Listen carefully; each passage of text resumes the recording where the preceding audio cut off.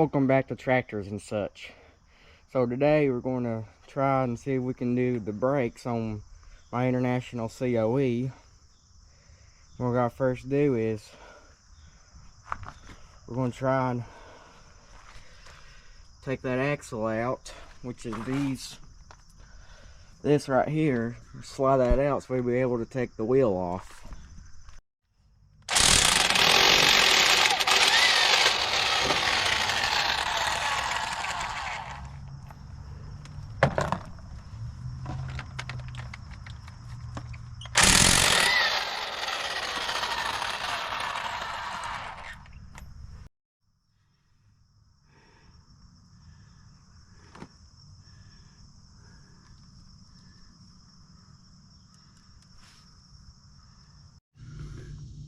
All right, now we've got the axle out. Now we're going to take the inner first locking nut off. We don't have a socket, so we're using a punch.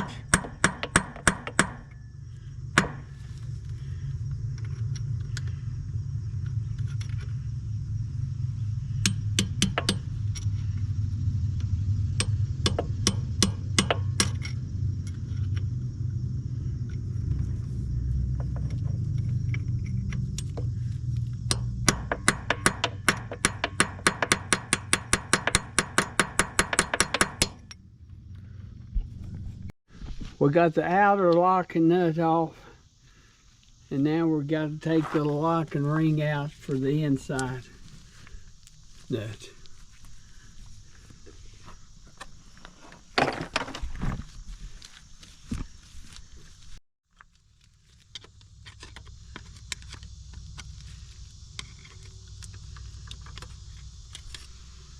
There it comes.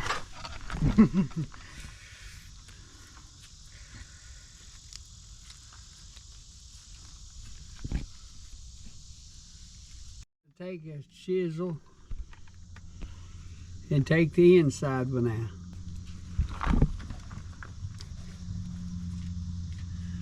It's loose. Oh, it's already loose. Well, yeah, but we got to count the rings. All right, I've got 1,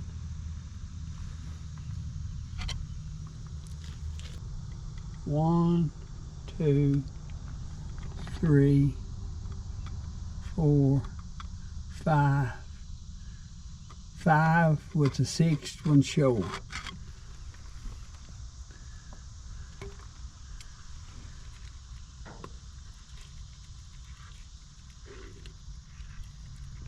Write that down. 5 with the 6th one showing. Now we got the inner locking nut off. Now the bolt bearings are showing in the inside. All right, we got the slide plate. We got a piece of steel. We got it lubricated with the grease out of it. And then we're going to use it to slide that wheel off. The whole hub assembly, axle, wheels, and all.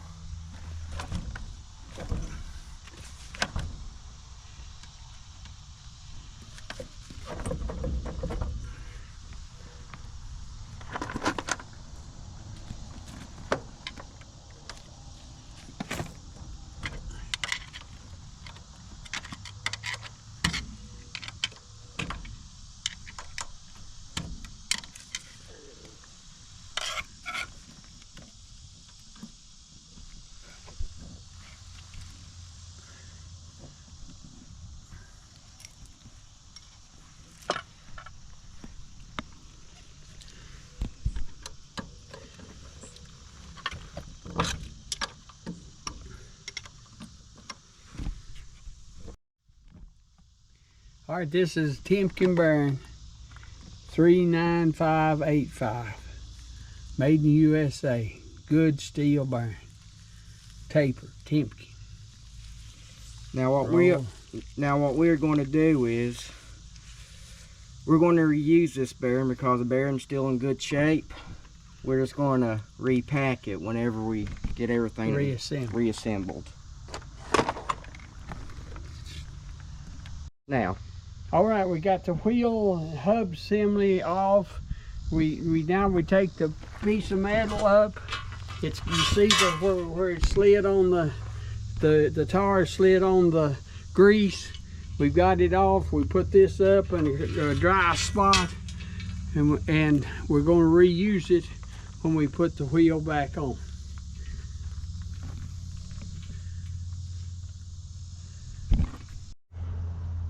All right, we've found what our basic problem started with. We got a broke spring, and at the bottom we've got two wheel cylinders. The top one's leaking and the bottom one. And so what we're going to do is disassemble all the brake system, and then find out what size the brake pistons are, and see if we can buy rebuilt kits or we'll have to buy new ones. All right, we're getting ready to put back on the self adjusters on the brake system. As you can see, we've had to bore out and redo the adjuster system on each one of these. This is the upper adjuster, and we got the lower adjuster we got to put on too. So that's all right. Of course, now this is the top adjuster. It's in place with the two bolts. Now we're going to put the bottom adjuster on. It's the opposite direction. It's on the other side on the bottom. Two bolts is holding it on, and you got to make sure that this, we had to cut the rivet off, and the back side, the front side is bulged out just a little bit, and we're going to have to flatten it out. See, like this. Now we're ready to put the bolts in, and when you move the adjuster around on the backing plate, you don't want any resistance on the backing plate to reinstall the bottom adjuster. We got to take out the old adjuster rubber in the back you see here, and I'll reinstall it there in that hole.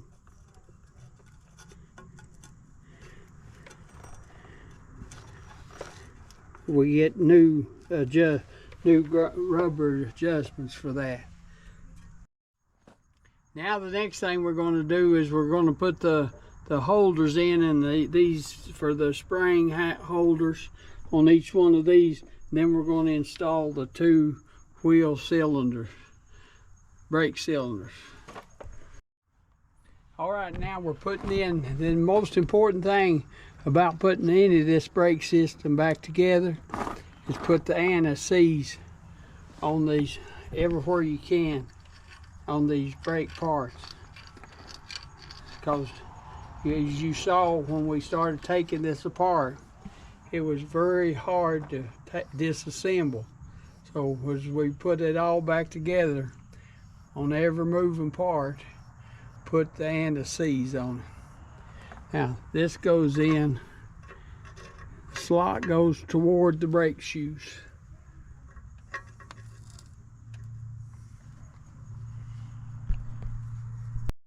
Wheel cylinders and the backing cover.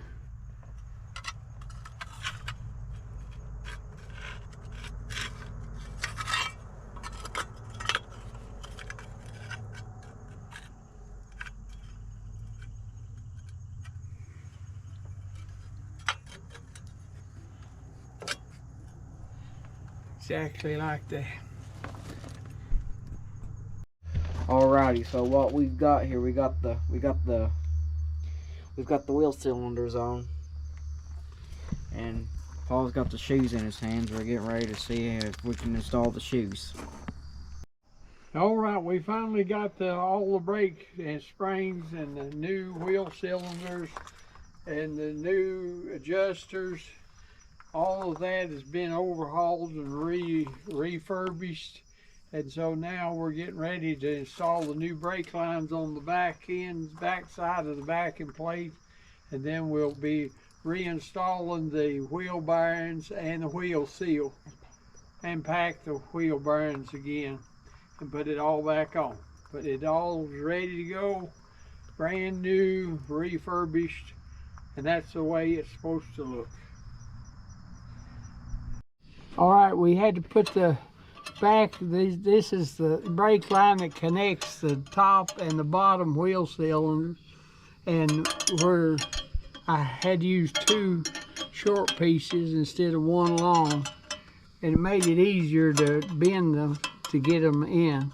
So that's how I've installed it. I've connected the top and the bottom brake cylinder, wheel cylinders. All right, now I'm connecting the line that comes from the master cylinder back to the rear wheel. This line that I'm tightening right now comes from the master cylinder to the wheel cylinder on the bottom. Then the line, you see the new line that I just put on, it goes from the bottom master cylinder, wheel cylinder, from the master cylinder to the new line this comes from the master cylinder. This goes up to the upper wheel cylinder, and now I'm getting ready to put in the bleeder at the top. Now this is a bleeder that bleeds both of the wheel cylinders on this rear end, on this wheel. This is the top bleeder, and it's got the cover. This is a dust cover that you put on it. You have to remove that and then loosen this and bleed your brakes. Then when you get it bled, you put the dust cover back over the bleeder. Now it goes in. You've got two, let me get the light where you can see it.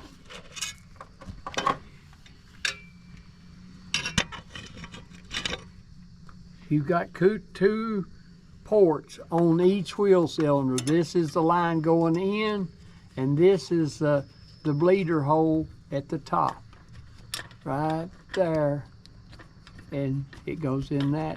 It's 2 holes, and the bleeder goes in the top.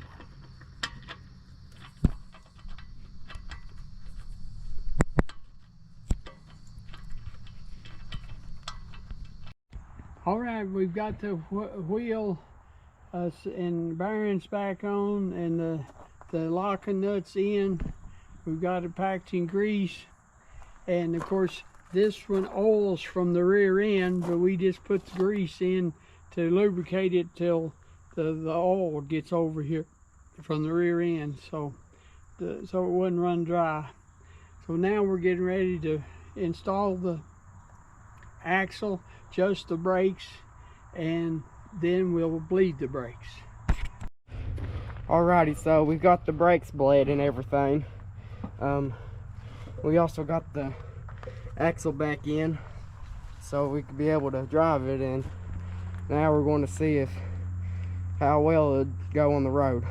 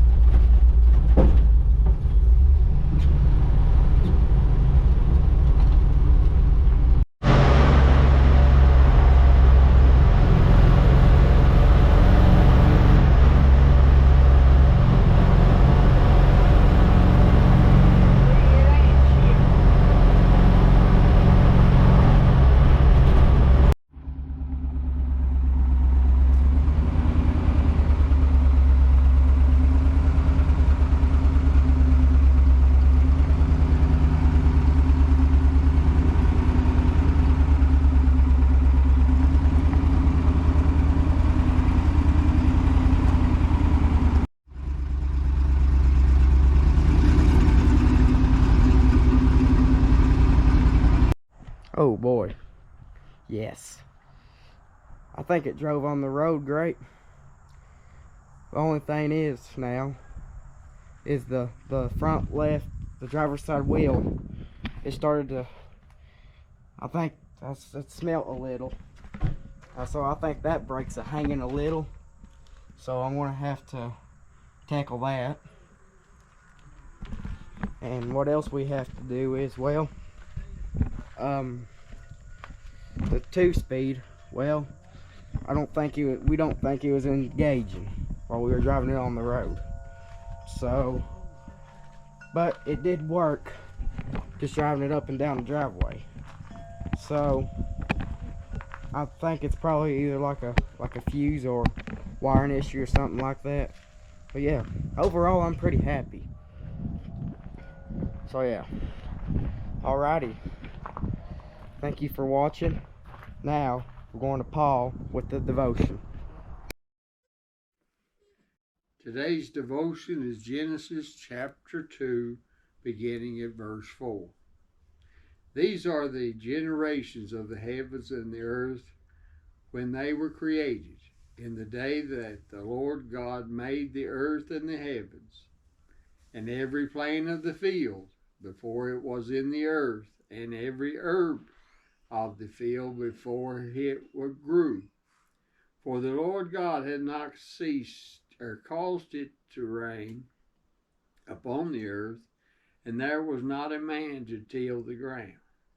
But there went up a mist from the earth and watered the whole face of the earth and the ground.